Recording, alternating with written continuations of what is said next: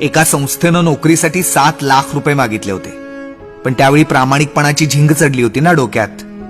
आता विचार येतो, त्यावेळी एवढे पैसे द्यायला कर्ज तरी कशावर काढणार होतो. पहिल्यापासून वाटायचं आपल्यातला हाडाचा शिक्षक पारखणारा कुणीतरी भेटेल, पण इकडं हाडं काडं एक झाली तरी आमची तळमळ कुणाला समजेना. परमनंट होईन या आशेनं शाळांमध्ये हजेरी लावली. आमच्या वेळची बरीच मित्र पैसे भरून नोकरीला लागली.